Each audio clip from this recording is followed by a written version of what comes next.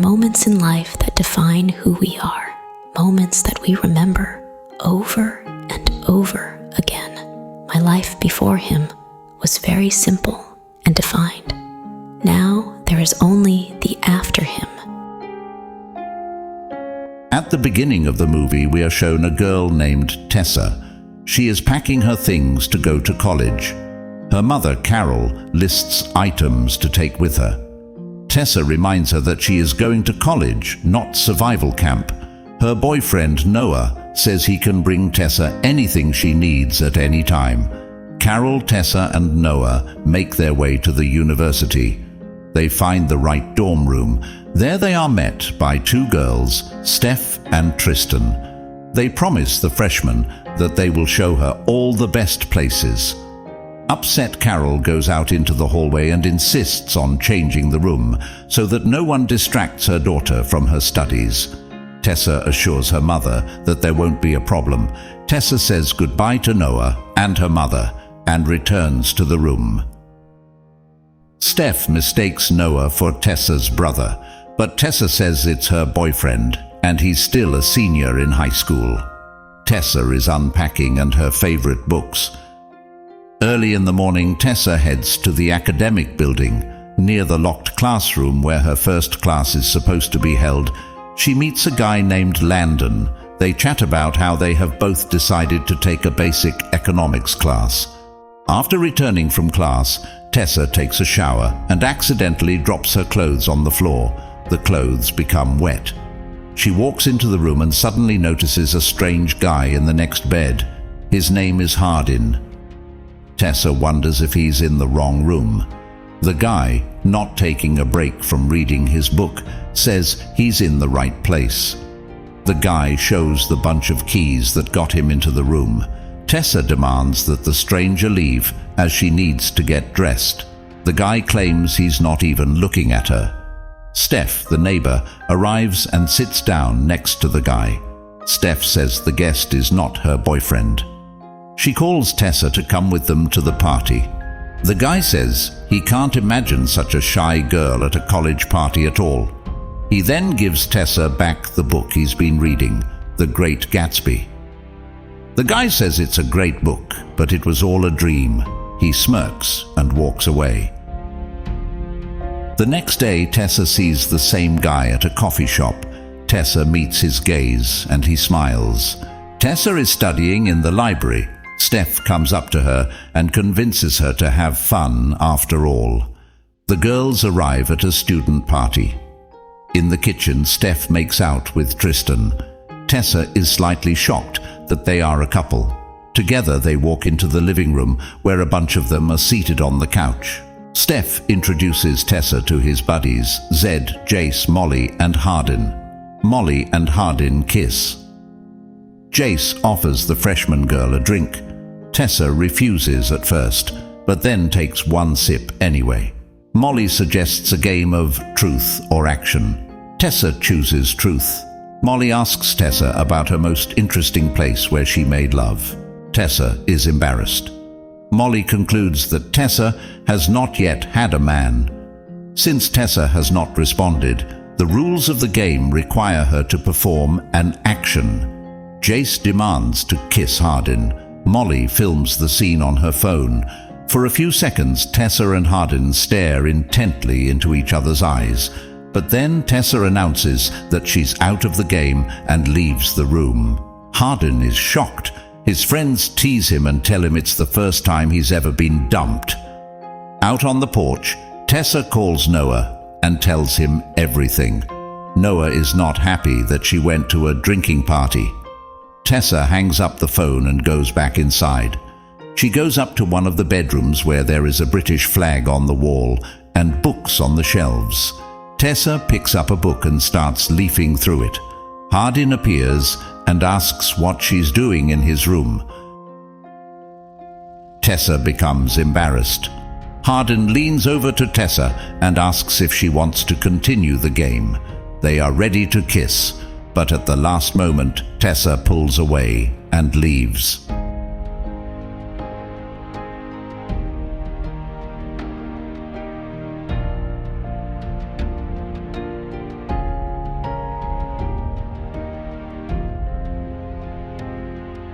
Before going to bed, Tessa receives messages from Noah where he apologizes for his rebuke. In the study hall, Tessa takes a seat next to Landon. Hardin appears when Professor Soto begins talking about the novel Pride and Prejudice. Hardin gives his opinion on the relationship between Elizabeth Bennet and Mr. Darcy. He argues that love doesn't really exist and can be turned on and off at the snap of a finger. Tessa strongly disagrees with this. An argument ensues between Hardin and Tessa. After the lecture, Hardin approaches Tessa and tells her that he had fun with her, but she objects. As he leaves, Tessa tells Landon that she thinks Hardin is arrogant. Landon informs her that this is his style and says that his mother is dating Rector Scott, which is Hardin's father. However, they don't get along very well. Tessa runs into Hardin again at the coffee shop. He says that it will be hard for them to avoid each other since he is friends with Harumati and offers to be friends. Hardin wants to show Tessa a place, but she refuses and heads for the exit, but agrees at the last minute. Hardin brings Tessa to a picturesque wooded lake and tells her it's his favorite place. Hardin strips off his clothes, dives off the wooden bridges into the water, and beckons Tessa to join him. The guy suggests she wear his t-shirt since she doesn't have a swimsuit. Tessa agrees. They go swimming together. Tessa reminds Hardin that they are just friends. However, Hardin says that they can never be just friends. Hardin and Tessa kiss. After getting out of the water, Tessa allows Hardin to touch her body, but you can see how nervous she is. Hardin stops abruptly and says he will take his time. Hardin and Tessa are at the grill bar. Tessa wonders why Hardin doesn't believe in love. The guy doesn't want to talk about it. Their conversation is interrupted by the appearance of Molly and Zed. Hardin looks worried. Molly asks for a ride home. Tessa is uncomfortable with this. Hardin gives her the car keys and asks her to wait. Tessa waits at the bar counter. When Hardin approaches Tessa, she tells him that she thinks he's embarrassed that they were seen together. Hardin denies it. Tessa says she's going to tell Noah everything, but Hardin chuckles and says he's not seeing anyone at all. Tessa angrily throws her keys on the bar and runs off. The guy is very annoyed.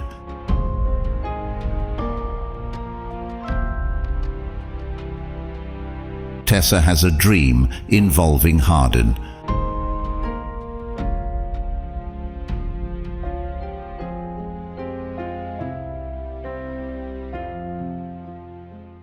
Noah arrives unexpectedly to visit Tessa. In the evening, they join a group of students sitting around a campfire.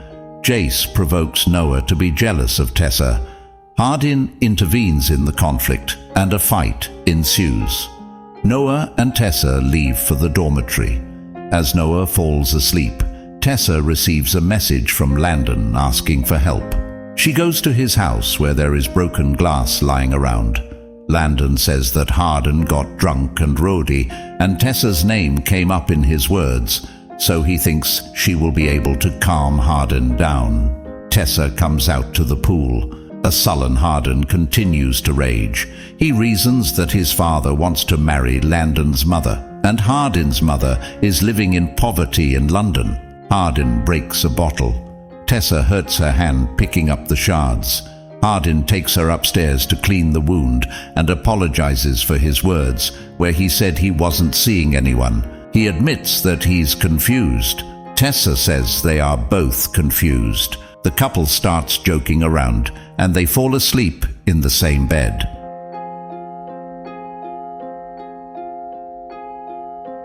In the morning, Tessa realizes her mistake and rushes to her dorm.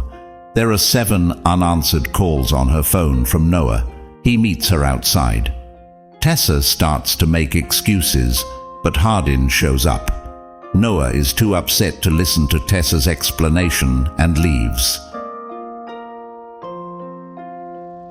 Tessa returns to her room and tells her roommate that she broke up with Noah. Tessa tells Hardin that she feels bad for Noah because he is her best friend, but Hardin is more than a friend to her. Soon, Hardin is arranging various romantic adventures for Tessa and constantly compliments her. One day, Tessa's mother bursts into the room and gives her daughter a scandal.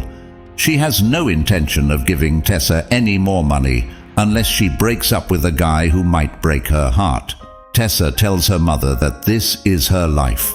Hardin takes Tessa to an apartment that belongs to an acquaintance of his father's. She has gone to Italy, and Hardin has to keep an eye on the place. He suggests that Tessa live here together. Tessa agrees. Hardin and Tessa's relationship is going great. She even convinces him to go to her father's wedding. Hardin talks about the reasons why it is not easy for him to accept this marriage. His father used to be an alcoholic, and Hardin's mother was hurt by her husband's drinking buddies, and he couldn't protect her. Finally, Tessa takes the initiative, and they spend an unforgettable night together.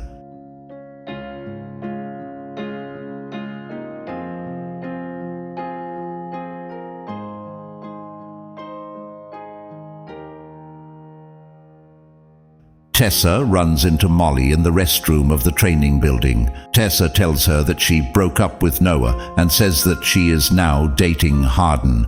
Molly is very strangely happy about this. Afterward, Tessa accidentally discovers that Hardin has received messages on his phone from Molly, referring to her. Hardin gives no explanation and leaves the house.